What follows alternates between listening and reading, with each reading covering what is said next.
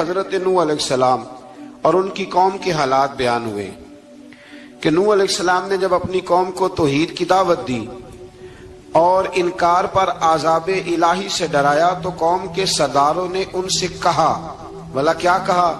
کہنے لگے آپ تو ہم جیسے بشر ہیں،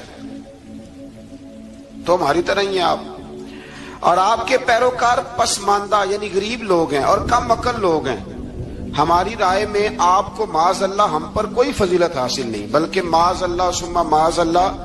کہنے لگے آپ تو جھوٹے ہیں، اللہ کے نبی کو کہہ رہے ہیں معاذ اللہ، استغفر اللہ۔ نوح علیہ السلام نے جواب دیا کہ میں اپنے رب کی جانب سے واضح دلیل رکھتا ہوں اور اس نے مجھے رحمت سے نوازا ہے، لیکن تم میرے مقام کو سمجھنے کی صلاحیت نہیں رکھتے، تم اتنی صلاحیت رکھتے نہیں ہو۔ اور پھر ارشاد فرمایا کہ میں تم سے دعوت حق کے صلے میں کسی اجر کا طلبگار نہیں ہوں اور نہ ہی میں اہل ایمان کو اپنے پاس سے دھتکارنے والا ہوں، اور میں نے یہ دعویٰ بھی نہیں کیا کہ میرے پاس اللہ کے خزانے ہیں، اور نہ میں از خود غیب جاننے والا ہوں، اور نہ ہی میں یہ کہتا ہوں کہ میں فرشتہ ہوں، نہ میں یہ کہتا ہوں کہ جن لوگوں کو تم اپنی نظروں میں حقیر جانتے ہو اللہ انہیں خیر سے نہیں نوازے گا۔ فرمایا یہ ٹھیک ہے کہ اللہ بشروں میں سے رسول بناتا ہے، پر جسے بناتا ہے پھر اسے بڑی شانیں عطا فرماتا ہے۔ پہلے دن سے انسان کا یہ مسئلہ ہے، پہلے دن سے انسان کا یہ مسئلہ ہے کہ وہ کہتا ہے میں انسان سے ہدایت حاصل کروں، لیکن رب نے بھی قانون بنایا ہے کہ اللہ تبارک و تعالیٰ بندے پر ہی وحی فرماتا ہے، فرشتوں اور جنوں کو اللہ نے اس منصب کے لیے منتخب نہیں فرمایا۔ قوم نوح نے کہا کہ آپ نے ہم سے بہت بحث کی معاذ اللہ، بس جس عذاب سے آپ ہمیں ڈرا رہے ہیں وہ لے آئیے۔ تو نوح علیہ السلام نے کہا کہ اللہ چاہے گا تو تم پر عذاب بھی آ جائے گا۔ آیت نمبر 37 سے 47 میں بتایا کہ اللہ تعالیٰ کی طرف سے نوح علیہ السلام کو حکم ہوا کہ ہماری نگرانی میں اور ہماری وحی کے مطابق آپ کشتی بنائیے، اور ظالموں کے بارے میں ہم سے کوئی بات نہ کریں۔ حضرت نوح کی خواہش تھی کہ یا اللہ انہیں بھی معاف کر دے، فرمایا یہ ظالم ہے تو میرے نبی ان کے بارے میں مجھ سے کوئی بات نہ کریں، وہ ضرور غرق ہو جائیں گے۔ پھر وہ کشتی بنانے لگے، اور جب ان کی قوم کے سردار ان کے پاس سے گزرتے تو ان کا مذاق اڑاتے۔ یہ آپ کیا کر رہے ہیں؟ آج بھی وزیر مشیر بڑے بڑے لوگ اللہ ماشاءاللہ دینداروں کا مذاق اڑاتے نہیں؟ اڑاتے ہیں کہ نہیں اڑاتے مذاق؟ یہ کن کا طریقہ ہے؟ یہ تو قرآن مجید کہہ رہا ہے کہ حضرت نوح کی قوم جو کافر تھی ان کا طریقہ ہے اہل ایمان کا مذاق اڑانا۔ تو وہ مذاق اڑانے لگے۔ نوح علیہ السلام نے کہا کہ وہ وقت آنے والا ہے کہ جب تمہارا مذاق اڑایا جائے گا اور تمہیں پتہ چل جائے گا کہ رسوا کن عذاب کس پر آئے گا۔ اللہ تعالیٰ نے فرمایا جب ہمارا حکم عذاب آ پہنچا اور تندور ابلنے لگا، تندور سے آگ نکلا کرتی ہے، پانی نہیں نکلا کرتا، اور نوح علیہ السلام کی قوم پر جب عذاب آیا تو پانی تندور سے نکلا، تندور سے اللہ نے پانی نکالا، جہاں سے پانی نکلا نہیں کرتا، تندور ابلنے لگا۔ اللہ اکبر۔ تو اللہ تبارک و تعالیٰ نے فرمایا تو ہم نے نوح علیہ السلام سے کہا کہ آپ خود اور اپنے گھر والوں کے ساتھ اس کشتی میں سوار ہو جائیں اور اہل ایمان کو بھی سوار کر لیں، اور ہر چیز کے جوڑے یعنی نر اور مادہ کو سوار کر لیں، اور ان کے ساتھ ایمان والے بہت کام تھے۔ حضرت نوح علیہ السلام دعائیں پڑھتے ہوئے سوار ہو گئے۔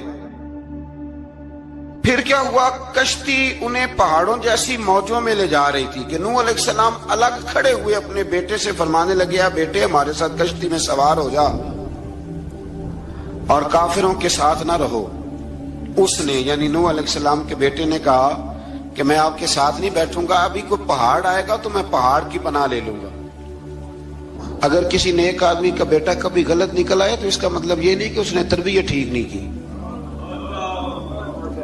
ہاں یہ اعتراض چھوڑ دیں، اس لیے کہ نوح علیہ السلام کا بیٹا کافر ہو گیا، اور جب سیلاب نظر آیا تو اس سے کہا کہ آجا سوار ہو جا، تو کہنے لگا میں نہیں بیٹھوں گا، میں تو کسی پہاڑ کی پناہ لے لوں گا اور میں اس کے اندر چھپ جاؤں گا اور وہ پہاڑ مجھے پانی سے بچا لے گا۔ نوح علیہ السلام نے کہا آج اللہ کے حکم کے سوا کوئی بچانے والا نہیں ہے سوائے اس کے جس پر اللہ رحم فرمائے۔ پھر ان دونوں کے درمیان موج حائل ہو گئی، ایسے ایک موج اٹھی اور حضرت نوح کا بیٹا ڈوب گیا۔ اور جب حضرت نوح کا بیٹا ڈوبا، اللہ کی طرف سے حکم ہوا اے زمین اپنا پانی نگل لے، اے آسمان تھم جا، پانی خوش ہو گیا، اللہ کا فیصلہ نافذ ہو گیا اور کشتی کوہ جودی پر ٹھہر گئی۔ نوح علیہ السلام نے اللہ سے التجا کی، کیا میرے پروردگار میرا بیٹا اور میرے اہل سے ہے اور تیرا وعدہ سچا ہے کہ تم میرے اہل کو بچا لے گا؟ اللہ نے فرمایا نوح وہ آپ کے اہل میں سے ہے ہی نہیں، وہ آپ کے اہل میں سے ہے ہی نہیں۔ اہل میں سے وہ ہوگا جو آپ کے طریقے پہ چلے گا، جو طریقے پہ نہ چلے وہ نسل میں سے ہے ہی نہیں، وہ ختم ہو گئی بات۔ اللہ اکبر۔ اس کے اعمال ٹھیک نہیں، جس بات کی حقیقت کا آپ کو معلوم نہ ہو اس کے بارے میں سوال نہ کریں۔ تو نوح علیہ السلام نے اللہ تعالیٰ سے اپنی اس اجتہادی خطا پر مغفرت اور رحم کی دعا کی۔ پھر طوفان نوح تھم جانے کے بعد وہ سلامتی کے ساتھ اتر گئے۔ اجتہادی خطا میں نے ایک لفظ بولا ہے، یہ اجتہادی خطا کا مطلب یہ ہے کہ بعض اوقات انبیاء سے ایسی باتیں سرزد ہو جاتی ہیں کہ جو تعلیم امت کے لیے ضروری ہوتی ہیں، تاکہ لوگوں کو پتہ چل جائے کہ اللہ کی بارگاہ میں توبہ کیسے کرنی۔ اگر وہ لوگ توبہ نہ کرتے تو ہمیں توبہ کے طریقے سمجھ میں، یعنی ان سے اجتہادی خطا ہو گئی، کہنے میں کرنے میں کوئی ایسی بات ہو گئی جو بظاہر اللہ تعالیٰ کی رضا والی، تو فوراً معافی مانگ لیتے تھے۔ لیکن اب امتی اٹھ کے کہے کہ نبی گناہ گار ہے معاذ اللہ۔ حضرت آدم نے دعا مانگی تھی نا، ربنا ظلمنا انفسنا، اے اللہ ہم نے اپنی جانوں پر ظلم کیا۔ انہوں نے کہا تھا تو اگر کوئی بندہ حضرت آدم کو ظالم کہے گا تو کافر ہو جائے گا، تو اگر وہ کہے کہ وہ تو خود کہہ رہے ہیں، ایک بندہ اڑ جاتا ہے کہتے ہیں تو خود کہہ رہے ربنا ظلمنا، تو خدا کے بندے وہ اللہ کے نبی ہیں، وہ رب سے کہہ رہے ہیں، وہ عاجزی کے طور پر کہہ رہے ہیں۔ کچھ لوگ اڑ جاتے کہتے ہیں خود حضور نے کہا ہے جی انا بشر مثلکم، میں تمہاری طرح کا بشر ہوں، خود نبی پاک نے کہا ہے۔ عجیب بیوقوف بندے ہو، نبی کریم تو کہہ سکتے ہیں پر امتی اٹھ کے نہیں کہہ سکتا۔ اس نے تو کہنا ہے وہ حبیب اللہ ہے، اس نے تو کہنا ہے وہ قیامت میں شفاعت کرنے والے ہیں، امتی نے تو کہنا ہے وہ سارے نبیوں کے سردار ہیں، وہ امام الانبیاء ہیں۔ امتی وہ لفظ ادا کرے گا جو اس کے بنتے ہیں۔ اب کوئی بندہ اٹھ کے کہہ دے، دیکھے نا ایک بہت بڑا عالم تقریر کرتے ہوئے کہے جی میں تو ان پڑھ آدمی ہوں، تو اس کا شاگرد کہے کہ استاد جی قسم اٹھائے ہاں آپ نے تقریر میں کہا نہیں میں ان پڑھ ہوں، آپ تو ان پڑھ ہے، تو یہ بات ادب ہے کہ بے ادبی ہے؟ چلیں اس سے آگے چلتے ہیں، یہ بھی ذرا مشکل سے سمجھ میں آئے گی۔ ایک اور بات جو جلدی سمجھ میں آ جائے گی، ایم این اے جب اعلان کرتا ہے، تقریر کرتا ہے، الیکشن لڑتا ہے تو کہتا نہیں میں قوم کا خادم ہوں، کہتے ہیں نا کہ میں قوم کا خادم سے آپ کیا کچھ کراتے ہو؟ سارے کام کراتے ہیں نا۔ خادم کو بندہ یہ بھی کہہ لیتا ہے کہ جھاڑو دے دے گلی میں، کہتے ہو کہ نہیں کہتے؟ تو اس نے بھی تو سپیکر میں کہا میں خادم ہوں، کہو اس سے کہ جھاڑو دے گلی میں آ کے، پھر پتہ کیا حال ہوگا؟ جھاڑو تو نہیں آئے گا اور ہو سکتا ہے کچھ ہے آ جائے۔ تو اس لیے اب کوئی بندہ کہ جی انہوں نے خود کہا، تو ایک کچھ پوری جماعت ہے لوگوں کی جو بات کو سمجھتی نہیں، کہتے ہیں خود کہا میں بشر ہوں، انہوں نے خود کہا میں غیب نہیں جانتا، انہوں نے خود کہا میرے پاس خزانہ کوئی نہیں، انہوں نے خود کہا میرے پاس کوئی شے نہیں۔ تو اس لیے آپ سمجھیں کسی کے لفظوں پر اگر آپ گرا لگا کے بیٹھیں گے تو پھر اس سے بے ادبی ہوگی۔ تو نوح علیہ السلام نے اللہ سے اپنی اجتہادی خطا کی معافی مانگی۔ اب حضرت نوح کو کوئی خطا کار کہے گا تو بہت بڑا مجرم بن جائے گا، اس لیے کہ وہ اللہ کے نبی ہیں۔ آیت نمبر 50 میں قوم عاد کا ذکر ہے اور ان کی طرف دعوت توحید دینے کے لیے اللہ تعالیٰ نے حضرت ہود علیہ السلام کو بھیجا۔ ہود علیہ السلام نے قوم سے کہا کہ میں تم سے کسی چیز کا اجر طلب نہیں کروں گا، میرا اجر میرے اللہ کی بارگاہ میں ہے، پاس تم اپنے رب سے بخشش مانگو، پھر اس کی بارگاہ میں توبہ کرو، اللہ تعالیٰ تم پر موسلا دار بارش برسائے گا اور تمہاری قوت میں اضافہ فرمائے گا۔ قوم عاد نے دعوت حق کو رد کیا اور ایمان نہ لائے، بلکہ ہود علیہ السلام پر طنز کیا۔ وہ کہنے لگے کہ ہمارے تو معبودوں نے، ہمارے بتوں نے معاذ اللہ آپ کو پاگل بنا دیا ہے، آپ کو مجنون بنا دیا ہے۔ الٹا حضرت ہود کو کہنے لگے اس لیے آپ ایسی باتیں کرتے ہیں۔ ہود علیہ السلام نے کہا میں اللہ کو گواہ بناتا ہوں اور تم بھی گواہ رہنا کہ میں تمہارے شرک سے بری ہوں اور میں اللہ پر توکل کرتا ہوں اور میں نے رسالت کا حق ادا کر دیا ہے۔ آیت نمبر 58 میں اللہ تعالیٰ نے فرمایا جب ہمارے عذاب کا وقت آ گیا تو ہم نے اپنی رحمت سے ہود اور ان کے ساتھ مومنوں کو نجات عطا کی۔ قوم عاد نے اللہ کی نشانیاں اور رسولوں کو جھٹلایا اور دنیا اور آخرت میں لعنت کے حقدار ہوئے۔ آیت نمبر 61 میں پھر سے حضرت صالح علیہ السلام اور ان کی قوم سمود کے حالات کو بیان کیا گیا۔ حضرت صالح نے کہا ہے میری قوم اللہ وحدہ لا شریک کی عبادت کرو، اس سے بخشش طلب کرو، اس کی بارگاہ میں توبہ کرو، اس نے تمہیں زمین سے پیدا کیا ہے، اس پر آباد کیا۔ جواب دیا ہے صالح ہمارے آباء و اجداد کے معبودوں کی عبادت کو روکنے سے پہلے ہمیں آپ سے بڑی امیدیں تھیں، اور اب آپ ہمیں روکنے لگ گئے ہیں باپ دادا کے دین سے، لیکن اب ہمیں آپ کی دعوت کے بارے میں شکوک ہیں۔ صالح علیہ السلام نے اپنی قوم سے کہا کہ یہ اللہ کی اونٹنی ہے اور یہ تمہارے لیے نشانی ہے، اسے چرنے کے لیے آزاد چھوڑ دو اور اسے تکلیف نہ دینا۔ اللہ اکبر، ورنہ تمہیں عذاب پہنچے گا۔ انہوں نے اونٹنی کی کونچیں کاٹ ڈالی۔ صالح علیہ السلام نے کہا تم صرف 3 دن اپنے گھروں میں مزے اٹھا لو، 3 دن، پھر اللہ کا یقینی عذاب آئے گا۔ پھر ایک چنگاڑ نے ان کو آ دبوچا، وہ اپنے گھروں میں گھٹنوں کے بل اوندے پڑے رہ گئے۔ صرف صالح علیہ السلام ان کے ساتھ اہل ایمان اس عذاب سے بچے۔ یہ 3 قوموں کا ذکر ہو گیا، نوح علیہ السلام کی قوم کا بھی، ہود علیہ السلام کی قوم کا بھی، اور حضرت صالح علیہ۔ آگے اللہ تبارک و تعالیٰ نے آیت نمبر 69 میں اس بات کا بیان فرمایا کہ حضرت ابراہیم علیہ السلام کے پاس فرشتے بشری شکل میں آئے، انسانی شکل میں۔ انہوں نے اجنبی مہمانوں کے لیے بچڑے کا بھونا ہوا گوشت تیار کرایا۔ آپ یقین کریں کچھ باتیں لوگ ایسی بیان کرتے ہیں کہ جن کو نہ سن کے بندے کا دل کرتا ہے کہ اس بندے کو بتائیں کہ یار یہاں تو دین سارا پڑھ۔ ایک صاحب مجھے کہنے لگے جی میں ایک پیر صاحب کے پاس گیا تھا تو بڑی مرغن غذائیں تھی، انہوں نے میری بڑی خدمت کی پر مجھے نہیں اچھا لگا، پیروں کو چاہیے سادی روٹی رکھیں۔ میں کہ تو پیراں واسطے لسٹ بنا خاں انہوں نے کس طرح نہ ہونا چاہیے۔ یہ بہت بڑی مصیبت ہے۔ اگر آپ سادہ کھانا کھلا دیں تب بھی اعتراض ہے، اچھا کھلا دیں کہنے رولا ہے کوئی پیر چوکھے مالدار، دونوں طرف سے مسئلہ۔ تو کہنے لگا جی نہیں پیروں کا کیا کام ہے، وہ کڑائیاں اور وہ سارے۔ تو پھر میں نے انہیں کہا کہ آپ اس طرح کریں، گھر جا کے نا تو 12ویں سپارے کی تلاوت کریں۔ حضرت ابراہیم نے اپنے مہمانوں کے لیے بھونا ہوا کھانا تیار فرمایا تھا۔ تو آپ کیا کہیں گے کہ حضرت ابراہیم درویش نہیں تھے؟ عجیب بات ہے بھائی، آپ ہر بات میں اڑ جاتے ہیں۔ دین ہم نے وہ لینا ہے جو اللہ کا قرآن ہمیں دیتا ہے اور رسول اللہ کی حدیث ہمیں دیتی ہے۔ جب انہوں نے دیکھا کہ مہمان کھانے کی طرف ہاتھ نہیں بڑھا رہے تو ان کو ڈر محسوس ہوا۔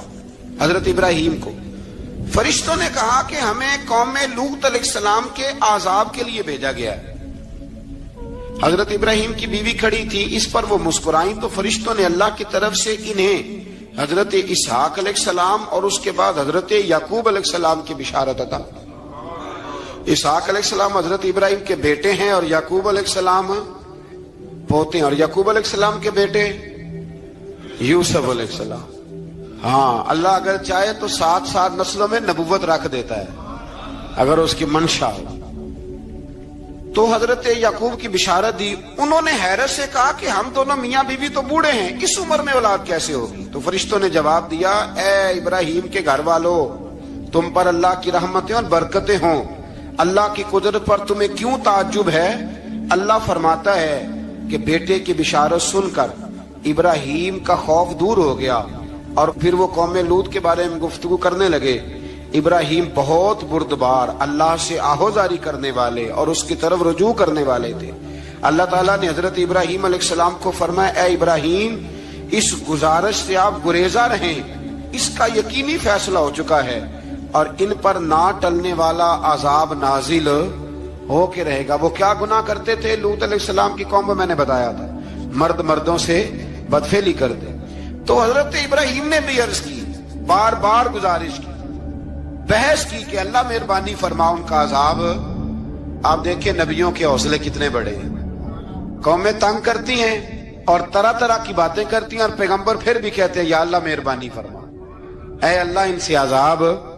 آیت نمبر 77 میں حضرت لوط علیہ السلام کی قوم کی بدعمالیوں اور لوط علیہ السلام کے اپنی قوم کو بدعمالیوں کے باعث فرشتوں کی آمد، قوم کے بدعمال لوگوں کے دوڑ کر آنے اور حضرت لوط کو ان کے سمجھانے اور ان کے انکار پر مضطرب ہونے کا ذکر ہے، جس پر فرشتوں نے حضرت لوط کو تسلی دی کہ آپ فکر نہ کریں، ہم آپ کے رب کے فرشتے ہیں، یہ آپ اور ہم تک نہیں پہنچ سکیں گے۔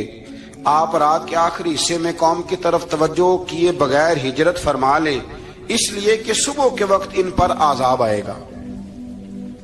جب اللہ کا عذاب آیا تو اس نے بستی کے اوپر کے حصے کو نیچے کر دیا اور قوم لوط کے اوپر اللہ کی طرف سے لگاتار نشان زدہ پتھر برسائے گئے، لگاتار پتھر آئے۔ آیت نمبر 84 میں اللہ تعالیٰ نے حضرت شعیب علیہ السلام اور ان کی قوم کا ذکر فرمایا ہے اور ان کے جرائم کو بیان کیا گیا ہے۔ وہ ناپ تول میں کمی کرتے تھے، دوسروں کو چیزیں کم تول کر دیتے تھے۔ اللہ تعالیٰ نے ان سے فرمایا کہ فساد فی الارض سے باز آؤ اور اپنے سے پہلے سرکش امتوں کا انجام دیکھ لو۔ جب حضرت شعیب کی نصیحتوں کا ان پر اثر نہ ہوا تو پھر اللہ تعالیٰ نے انہیں بھی عذاب سے ہلاک کر دیا۔ آیت نمبر 94 میں فرمایا کہ جب ہمارا عذاب آیا تو ہم نے اپنی رحمت سے حضرت شعیب اور ان پر ایمان لانے والوں کو بچا لیا، اور ظالموں کو ایک زبردست چنگاڑ نے پکڑ لیا تو صبح وہ اپنے گھروں میں اوندا منہ پڑے تھے، گویا وہ کبھی وہاں آباد تھے ہی نہیں۔ آیت نمبر 96 میں حضرت موسیٰ علیہ السلام کو عطا کیے جانے والے 9 معجزات کا ذکر ہے۔ پھر فرعون اور اس کے پیروکاروں کے باطل روش کے باعث ان کی ہلاکت کا بھی ذکر فرمایا، اور دنیا اور آخرت میں انہیں ملعون یعنی لعنتی قرار دیا۔ جن بستیوں کو اللہ تعالیٰ نے ہلاک کیا ان میں سے بعض کے آثار موجود ہیں اور بعض کے آثار تک معدوم ہو چکے۔ ان میں سے ہر بستی والے اپنے ظلم کے باعث ہی ہلاک ہوئے۔ اللہ تعالیٰ کسی پر ظلم نہیں فرماتا، لوگ خود اپنی جانوں پر ظلم کرتے ہیں۔ جو شخص عذاب آخرت سے ڈرتا ہے اس کے لیے اس میں نشانیاں موجود ہیں۔ آیت نمبر 106 سے اللہ تعالیٰ نے انجام کے اعتبار سے لوگوں کی 2 قسمیں بیان کی۔ 2 قسمیں فرمایا، ایک ہیں سعادت مند لوگ اور دوسرے ہیں بدبخت۔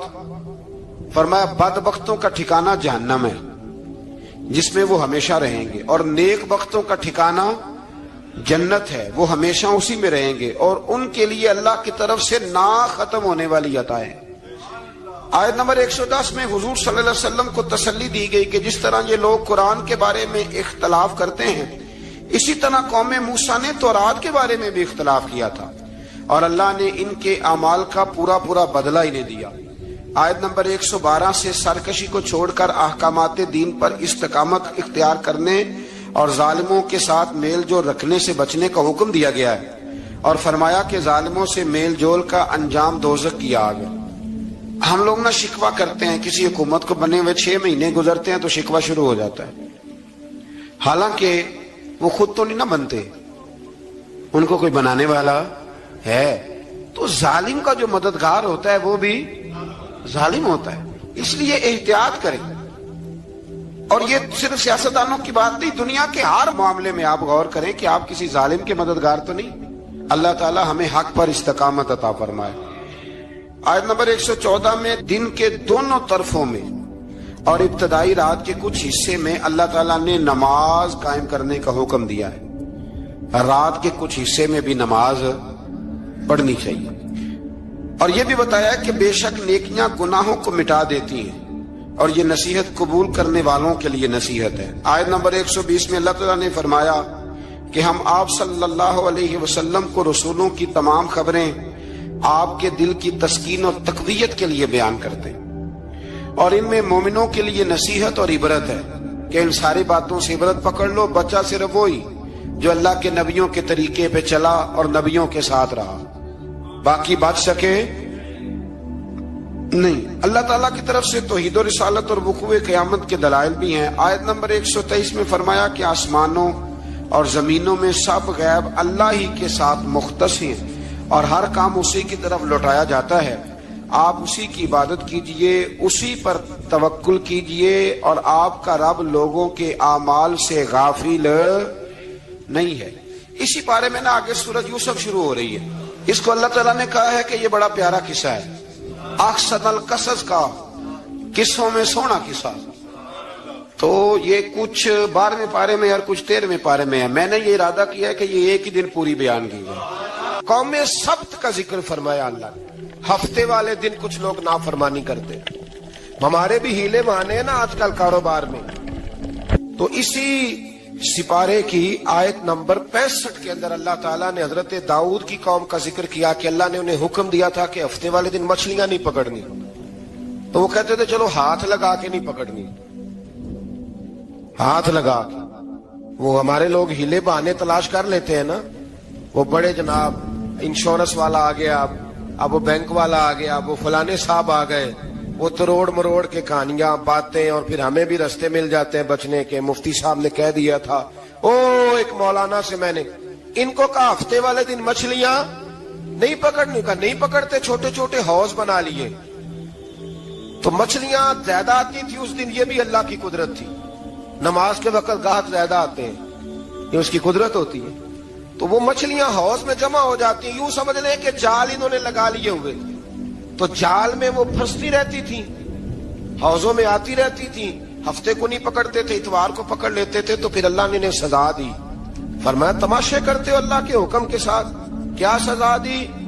फकुलना लहुम कूनू किरादतन खासीन, फरमाया बंदर बन जाओ धुतकारे हुए। जो रिस्क हराम तरीके से कमाते थे रब उन्हें बंदर बना देता था। अभी भी मैंने देखे हैं बड़े बड़े ताजर पागलों जैसी जिंदगी गुजार रहे हैं। नफसियाती तौर पे सुकून नहीं है, करोड़ों रुपया पड़ा है। क्यों? इसलिए कि रब के बताए हुए तरीके के मुताबिक तिजारत नहीं करते। आगे एक और दिलचस्प बात आ गई। बनी इसराइल के अंदर ना एक शख्स ने अपने चचा को कत्ल कर दिया जायदाद के लिए। ये देखें कब से लोग जायदाद के लिए कत्ल करते आ रहे हैं। चचा को कत्ल कर दिया, और कत्ल करके हजरत मूसा अलैहिस्सलाम के पास आए कि मेरे चचा को किसी ने कत्ल कर दिया है, तो बताएं क्या करना है। तो आपने फरमाया कि गाय ज़िबा करो और उसका एक टुकड़ा मकतूल को मारो, मरने वाले को। वो खुद उठ के बता देगा मुझे किसने कत्ल किया है। अब इरादा नहीं था गाय ज़िबा करने का, तो बहाने करने लगे। इरादा नहीं ना होता तो फिर क्या होते हैं? कहने लगे गाय किस तरह की हो, बूढ़ी हो के बच्ची हो, रंग कैसा हो, जवान हो के छोटी हो, हाल में एक दफा चलना सीख गई हो या अभी ना सीखी हो। तो बताते गए तो रब भी शर्तें बयान करता गया। गहरे जर्द रंग की हो, हाल के अंदर उसे ना चलाया गया हो, पानी ना निकाला गया हो, ना बच्ची हो ना जवान हो, इसके दरमियान हो। ये सारी शर्तें कहां पाई जाती थी? हजरत मूसा अलैहिस्सलाम की कौम का एक शख्स था जो अल्लाह का वली था। वो जब इंतकाल करने लगा ना, अल्लाह अकबर, देखो रब वलियों की औलादों पर भी कितना फजल फरमाता है। वो जब इंतकाल करने लगा तो एक उसके पास छोटी सी बच्चियां थी, गाय की बच्ची, उसने जंगल में छोड़ दी। कहने लगा या अल्लाह मैं तेरे नाम पे छोड़ता हूं, मेरा बच्चा जवान हो जाए तो उसे दे देना, और तो सरमाया ही कोई नहीं। बच्चा बड़ा हुआ तो बच्चा भी बड़ा नेक था, अपनी माँ का बड़ा फर्मा बरदार था। उसकी माँ ने कहा बेटा तेरे बाप ने एक गाय छोड़ी थी। तो बच्चा जंगल में गया और जाके कहने लगा ऐ अल्लाह मेरी गाय मुझसे मिला दे। तो रब करीम ने वो गाय वापस कर दी। वो गाय घर ले आया। अब वो कहने लगा अम्मा बेच दूं। तो अम्मा कहने लगी बेटा मेरे पूछे बगैर ना बेचना। कई दफा गाहक लगे पर उसने कहा जब तक मेरी अम्मा ना कहेगी मैं बेचूंगा। उधर बनी इसराइल वाले शर्तें जितनी गाय के बारे में पूछ चुके थे वो सारी इसी गाय में पाई जाती थी। तो ये ढूंढते ढूंढते वहां पहुंच गए।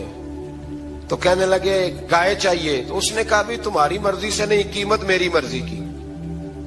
एक मुफस्सर ने तो यहां तक लिखा है कि उसने कहा गाय ज़िबा करके ना तो जितना गाय के अंदर गोश्त होगा ना उतना ही खाल के अंदर तो मुझे माल भर के दोगे, उतने सिक्के भर के दोगे, उतनी अशरफियां भर के दोगे तो फिर तुम्हें गाय दूंगा। तो फिर ये गाय उन्हें मिली और ये गाय लेकर के आए। ज्यादा सवालात ना करते तो ज्यादा उलझते ना। हम भी दीन के मामले में बड़े सवाल जवाब करते हैं, उतना सवाल करें जितनी उसकी जरूरत है। इन लोगों ने सवालात ज्यादा किए तो फिर उलझ ज्यादा गए। तो मेरे भाई इसका जिक्र भी अल्लाह तबारक व तआला ने पहले पारे के अंदर बयान फरमाया। फिर अल्लाह करीम ने फरमाया कि कुछ ऐसे लोग भी हैं यहूदियों में से जिनका दावा हो गया है कि हम अल्लाह के बड़े प्यारे हैं। फरमाया ये सिर्फ उनके मुंह की बातें हैं, ये तो क़यामत में पता चलेगा ना कि अल्लाह का प्यार किसके साथ ज्यादा है।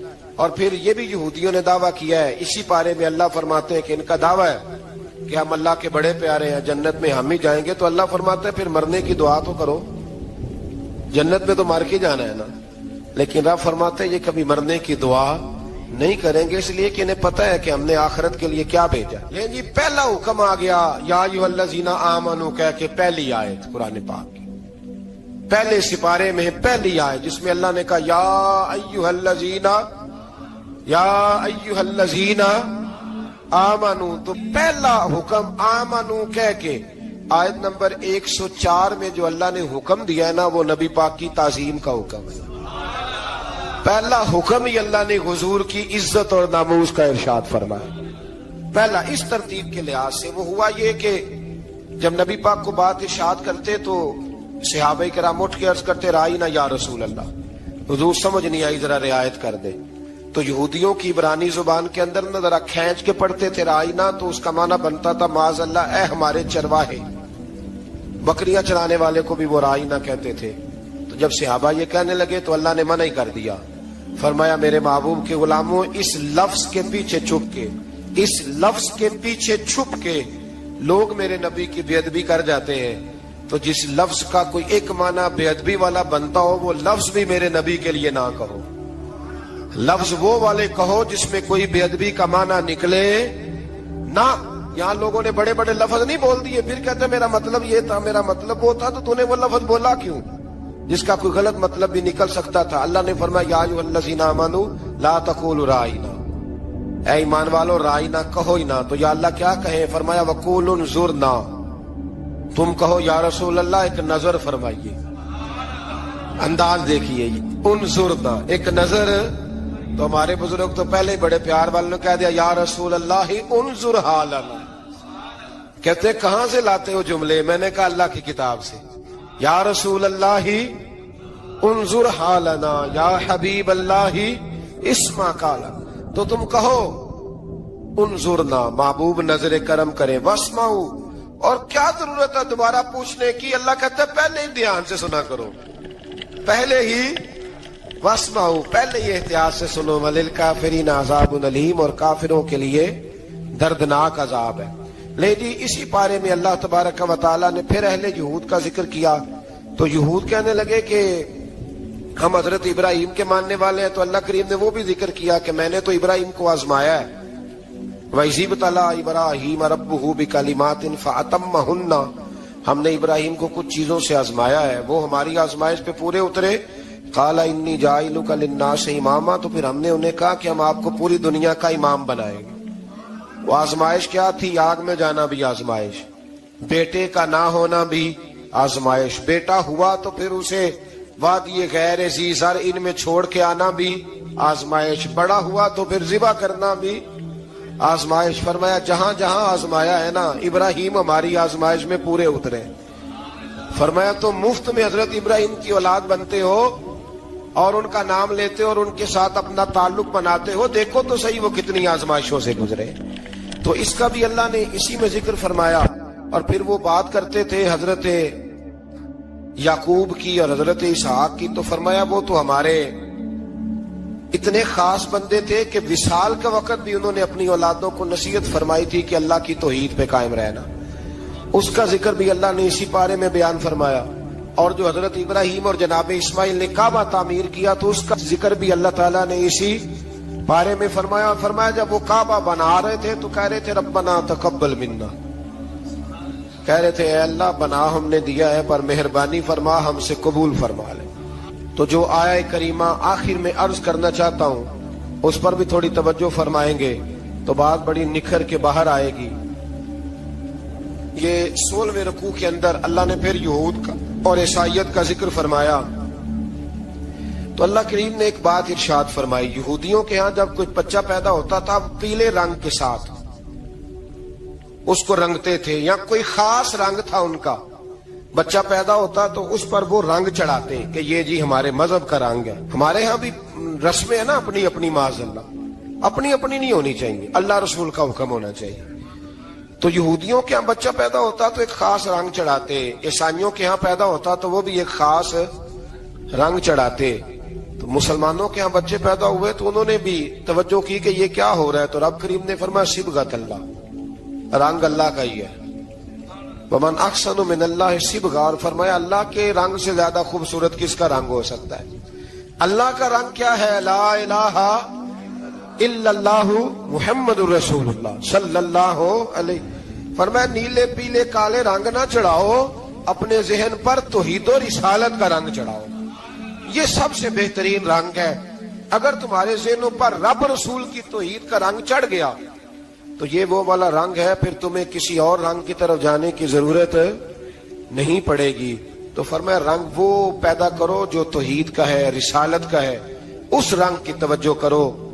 قرآن مجید کے اس پارے میں اللہ کریم نے مختلف باتیں بیان کر کے آخری رکوع میں یہ جو رنگ کا ذکر فرمایا نا، تو یہ لگتا ہے پورے پارے کا خلاصہ ہے کہ رب کریم نے فرمایا اصل بات یہ ہے کہ تمہاری سوچوں پہ رب رسول کی توحید و رسالت کا رنگ ہونا چاہیے. وہ ایک دفعہ مسلمہ کذاب بے ایمان کہنے لگا میں نے بنا لیا قرآن پاک کا جواب. معاذ اللہ. جواب کیا بنایا؟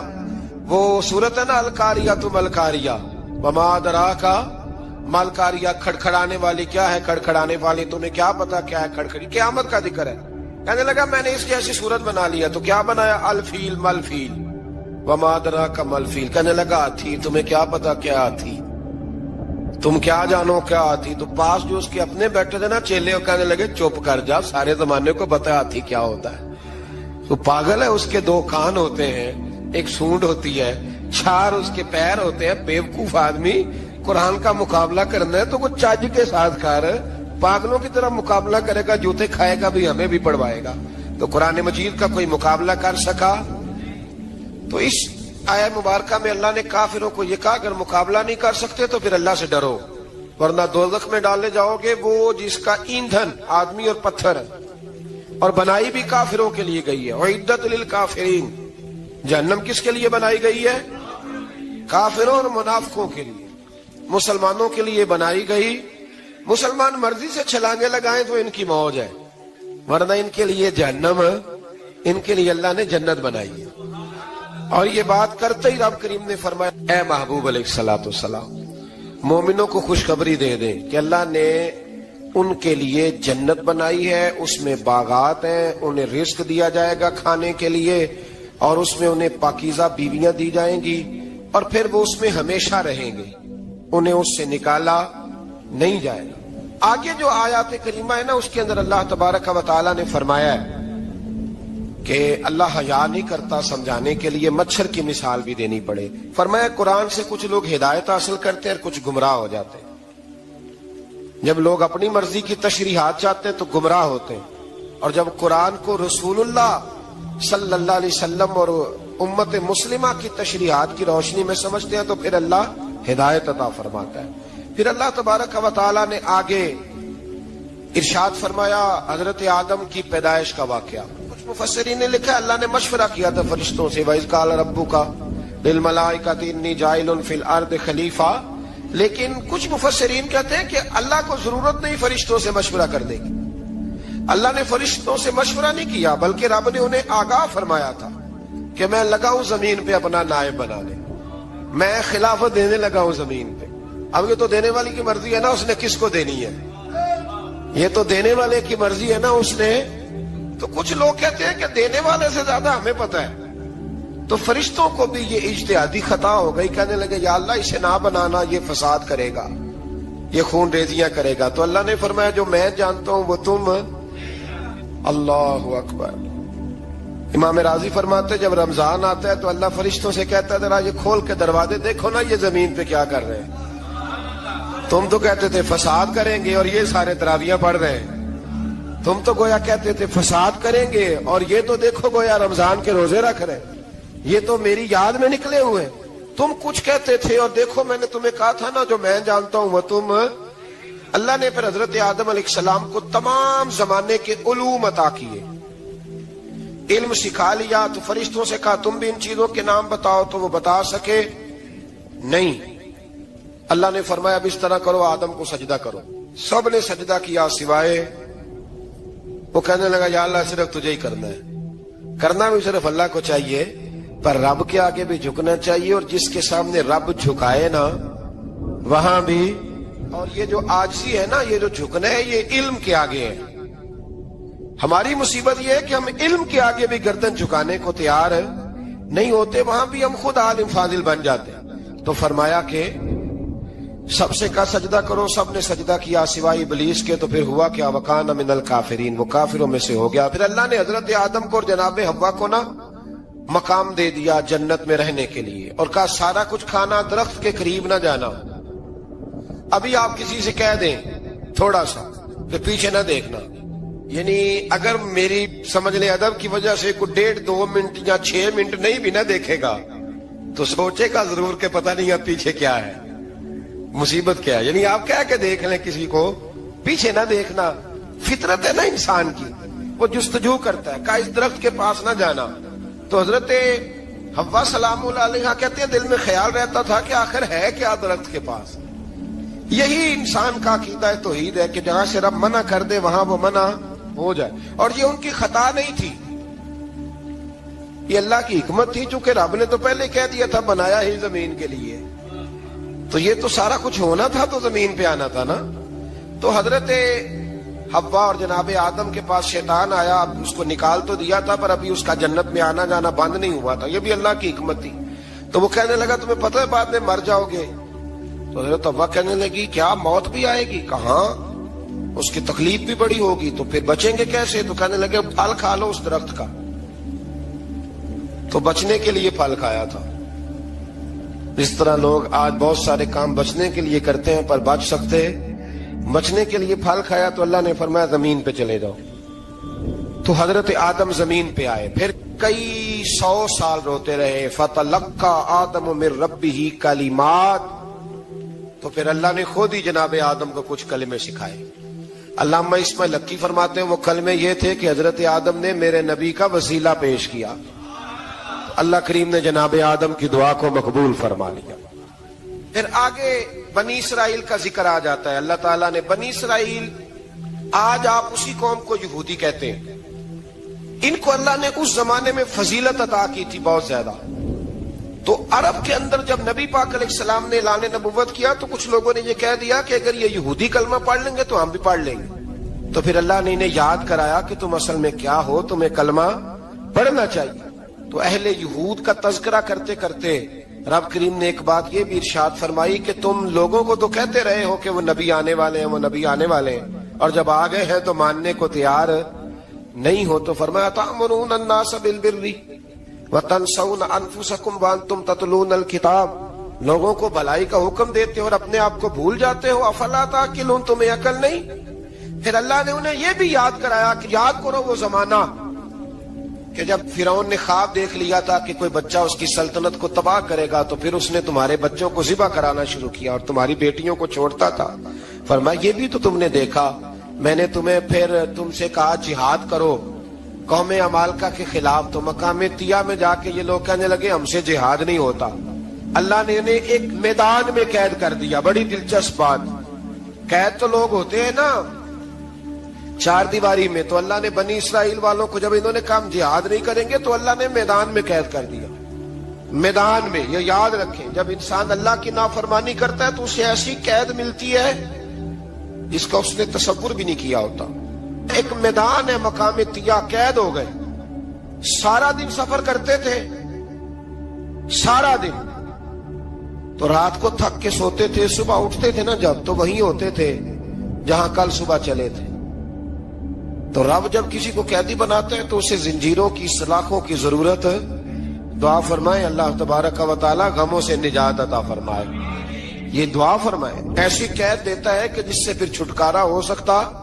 تو بنی اسرائیل کا بہت زیادہ تذکرہ اس بارے میں اللہ تبارک و تعالی نے پھر بیان کیا، اور پھر کہا کہ انہیں جو حکم دیا جاتا تھا یہ اس کی سرتابی کرتے تھے، پھر اللہ نے ان پر ذلت نازل کر دی، اور یہ پڑھیے لا الہ الا